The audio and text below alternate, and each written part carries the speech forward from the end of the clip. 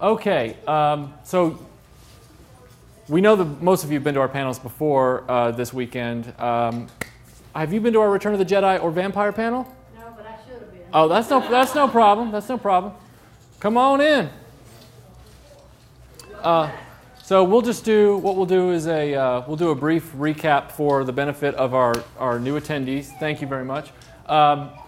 We are a web channel called RetroBlasting on YouTube, and we've been around for a year yesterday. So we're sharing our year anniversary with you at Mobicon.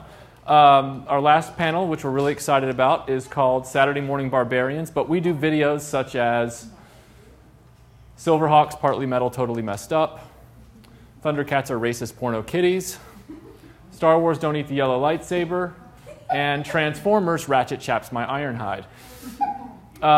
Melinda will go into this for you. We are both really big into all sorts of toys and cartoons and retro things like that, which is sort of the basis of our channel.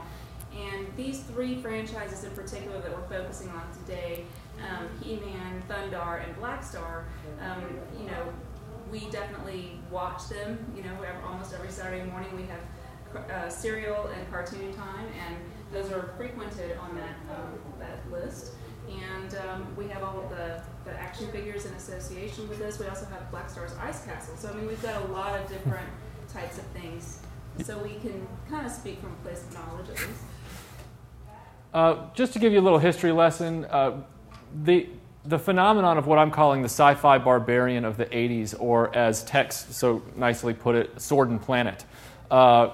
We tried to track it back a little bit and just do a brief history.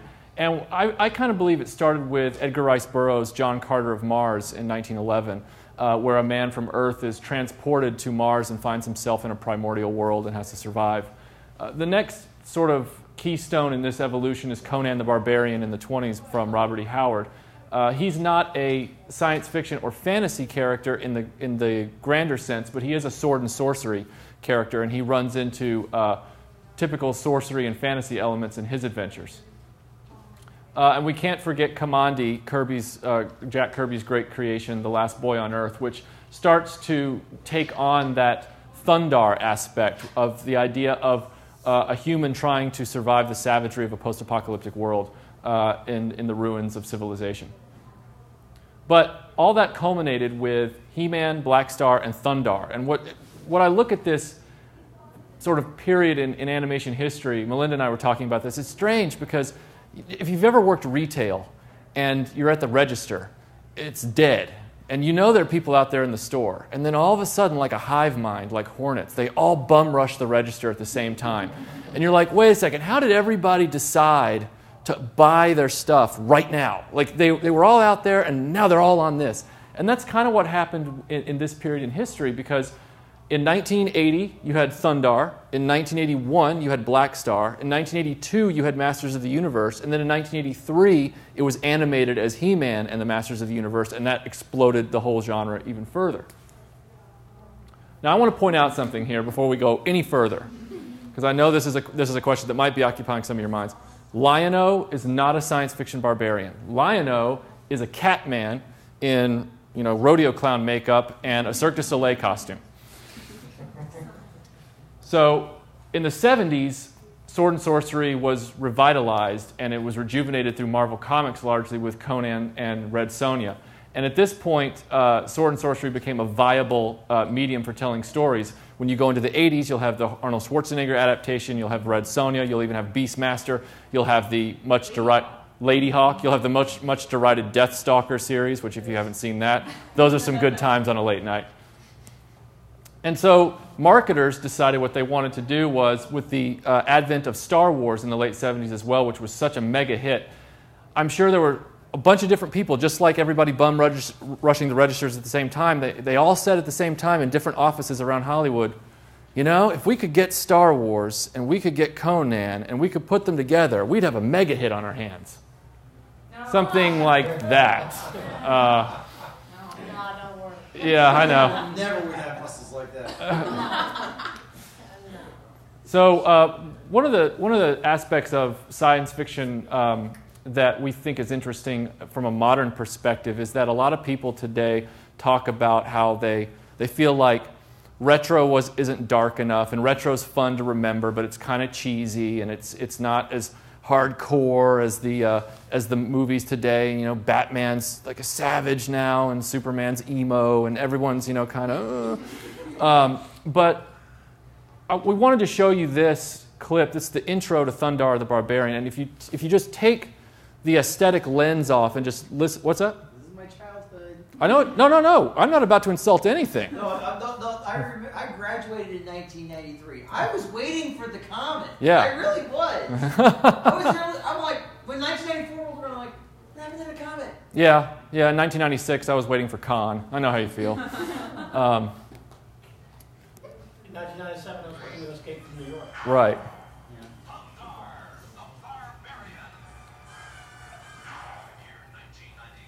Oh, it's 1996.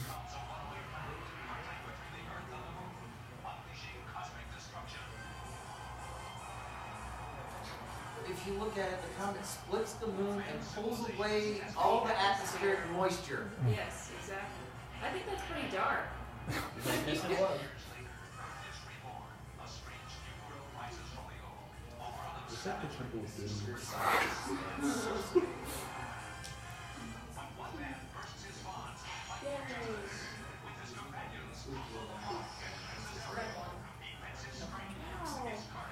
When I was a kid, this cartoon was my absolute favorite. I didn't even really like cartoons, but I wanted to be Ariel. Like, so I always wanted to be Ootla. I love Ootla. I mean, you look. Yeah, you look at this. You look at this, and if you just count on, before the credits are over, civilization has been destroyed. The moon has been cracked in half. Everyone's either dead or enslaved, and evil wizards and ratmen have taken over the earth. That's pretty dark. So anyone who says Dark Knight Rises is really dark, I'm like, The fact that half the atmosphere went away as well. right. I'm like, Batman has to deal with one dark city. Thundar has to deal with an entirely dark planet. So that's my measuring stick. Now, Black Star had some dark elements as well. You have an evil villain called the Overlord who looks exactly like Satan.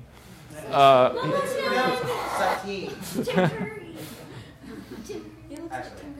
love Curry. I had to put this in there. And then what a lot of people don't know is that before He-Man was a cartoon, Masters of the Universe was quite dark in the mini-comics that came with the toys.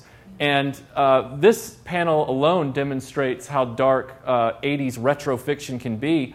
Skeletor's main plan in the comic books was to magically violate the sorceress in order to have an infant child that he could then rear. That child became Teela, who he could then grow into woman so that he could marry her. Bet you didn't get that from the cartoon, did you? No. Of course, I could never understand a skeleton with muscles anyway. Well, yes, but something about that's awesome. And the interesting juxtaposition between Skeletor or between Black Star and He-Man at this point, when He-Man became animated, Black Star, the villains were humorless, and Black Star's companions were the comic relief. In He-Man, it's completely reversed. There's some humor with Cringer and Orko, but largely the humor comes from the bumbling minions of Skeletor and his plans that go awry. And in Black Star, it's these strange Trobbit people who they talk like Walter Brennan. Like they're all very weird. The other parallel that we found, and Melinda, if you want to talk about this, go for it. Well, I mean, all three of them, as you probably recognize, they all have magic swords, and Thundar's is almost exactly like the Empire It is Strikes Back. it is a lightsaber. Yeah, it's basically a lightsaber. It's a primitive lightsaber, but And then the other two, they have some. Are we talking? Yeah, we're talking about this. Okay, so the other two have something in common in that they each have half of a magic sword. That the supervillain of the series has the other half, and so if you combine them, in He-Man's case, you become the master of the universe, and with Black Star, you form this. It's the Power Star. So with Black Star, if the Overlord gets the Power Star reformed, he can control the planet Sagar ultimately because he has ultimate power. In He-Man, if Skeletor gets the other half of the Power Sword, he now has the key to Castle Grayskull. That opens the Jaw Bridge, which gives him. It makes him master of the universe. So in all cases, these heroes, except for Thundar, I think there's one episode where Thundar's sun sword comes into play from the villain's perspective. But in the other two cartoons, the sword is something that the villain always wants. The whole sword thing, is that like just the comics? Because I don't remember that from the cartoon. It's, the other half of the Power Sword ended up with She-Ra in the cartoon. Right, exactly. The cartoon actually takes a wide departure from the original comics. Yeah. And the storybooks, actually, the earliest Masters of the Universe storybooks, there's one called The Sword of Skeletor. And it's all how Skeletor is able to steal the other half and get into Castle Grayskull, and then He-Man has to stop him. They're fascinating. If you read the early Random House children's storybooks of Masters of the Universe and the mini-comics that are now PDF'd online, you're going to read about a very different He-Man and friends. So... Well, I mean, if you look at the toys from that, the swords are identical. Right. And they actually fit together, even though in the cartoons they never carried that thread. Exactly. And But to they that... kept it in the toy line. Right, because to that end, the toy line came a year before the cartoon was ever made, and it was because the toy line was successful and the comic books were successful that Mattel said, my gosh, we got to get an animator on this and get a cartoon out. And He-Man actually it's notable for one accolade.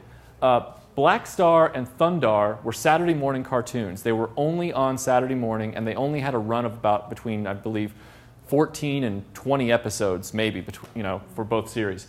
He-Man was the first cartoon to prove that you could animate a weekday afternoon cartoon in syndication, 65 episodes, all new episodes for that run. Because before that, remember, we were all sitting down. You won't remember this, but this is a little history lesson for you. We were all sitting down, and we'd have to watch Bugs Bunny and Chilly Willy and Yogi Bear because those were cartoons that had already been made. And so you had a big enough number of them that a television network would say, we will buy the rights to those for syndication for afternoon watching after school.